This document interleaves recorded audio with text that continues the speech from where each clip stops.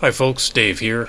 Today we're going to further expand our off-grid DC system by adding a 48 volts DC oven as well as a new Weize 48 volt rack mount battery. The system we're operating is a novel, pure 48 volt to 55 volt nominal PV-DC off-grid system that doesn't use an inverter or a charge controller. The system is 100% DC powered with no DC to DC conversion required. I love the idea of simple, clean, low voltage DC cooking my food and heating my house every day, and that's a goal I've been striving for. We use this system 7 days a week to cook our food without burning any fuel or using any complex electronics. I'm currently upgrading our DC system, and to facilitate that I'm building this sort of DIY battery cabinet in our home. This is a work in progress, it always has been. Guys, just a quick note that Weize supplied the battery for my project here, and I'm not going to be taking any affiliate sales commissions for its sales, and I wish to thank them for supporting my work and research. If you're interested in learning more about the concept and theory behind this off-grid DC system that we're building, click on the 2 long-form videos that are linked in the description and in the pinned comment. I don't yet have the resources to do the entire installation, but I started by building a wooden shelf and installing the Weize rack mount battery on that shelf. Keeping with the grid down and survivability theme of this channel, I try to avoid electronics wherever I can, preferring instead to use electromechanical systems. But in this case, it's hard to resist a simple Coulomb counting amp meter to monitor the system and gauge the battery capacity at a glance. With a safer lower voltage of 48 to 55 volts DC nominal, you really have to pay attention to voltage drop, and that's why we have some fairly thick zero gauge cables, and some are even bigger than that, wired into the system. Before I installed this battery, I opened it up and I did a teardown. Couldn't get the battery open at first, and you'll see how I addressed that. Yeah, just some slight advice, folks. Don't drill into batteries, it's not safe, but I've done this for years and I'm careful, so that's why I'm going to go ahead and do it this way. Anyway, it took me about a half an hour to get into this battery, and here's a sample of the footage. Alright, what do we have here? After all that drilling, I had to vacuum all the metal shavings off my carpet.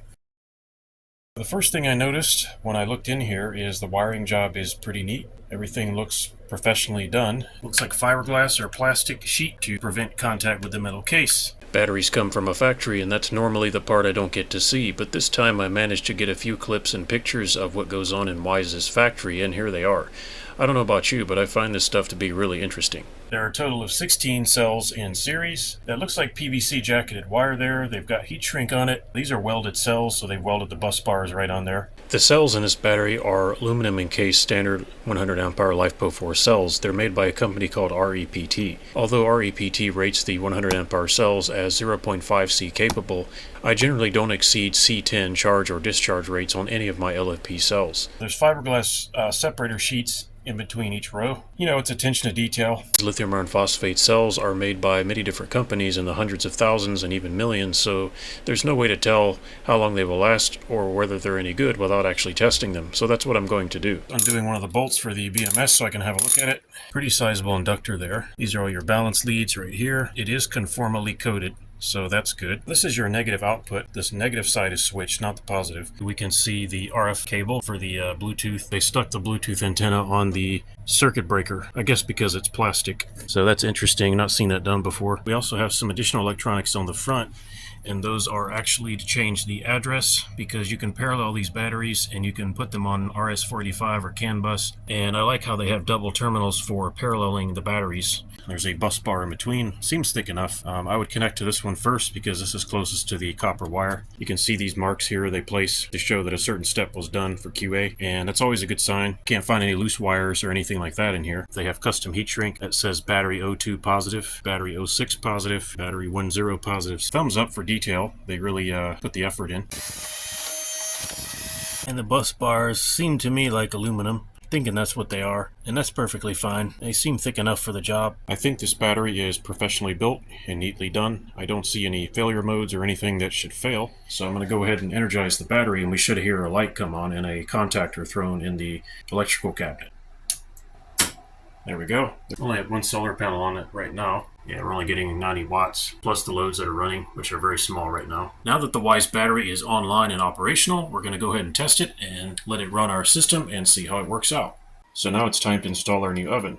How hard should that be? Well, I'll show you. You slide it on the counter and you plug it in. In my opinion, using DC appliances should be this mainstream and this easy to do. This video would not be complete if it didn't show some cooking, but please keep in mind this is not a cooking channel and I'm not a cook. I've been building DC ovens for several years now, both on and off camera, and this is the first one that has both 12 volts, 24 volts, 48 volts, and PV2L or direct PV solar panel capability. This oven has never actually been cooked in, and it's been sitting on a shelf collecting dust for over a year now, so it's time to put it to work. And what better way to inaugurate our new oven than by cooking some biscuits in it. Our kitchen setup is powered by 6-gauge stranded copper wire. All circuits are protected by fuses and or circuit breakers.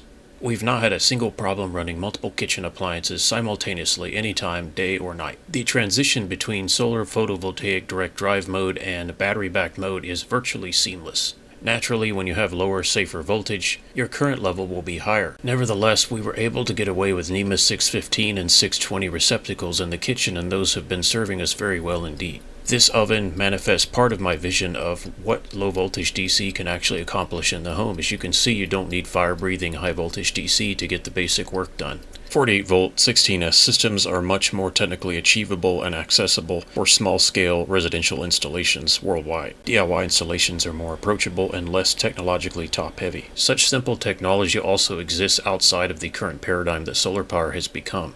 Well, this is the first real-life test of our second 48-volt oven, and it's going very well. This is a prototype, and I do have some extra wires coming out. This is due to the low-voltage DC capability. Eventually, I can integrate all that into one cord. Fortunately, the temperature regulation is not very good, so I have to work on that part, but it's good enough to cook with. So far, the Weize battery is handling this very well, not having any problems. It's a little bit loud in here because of my 12-volt system and all the MPPT controllers that are running. Yeah, there's a lot of fans going on there.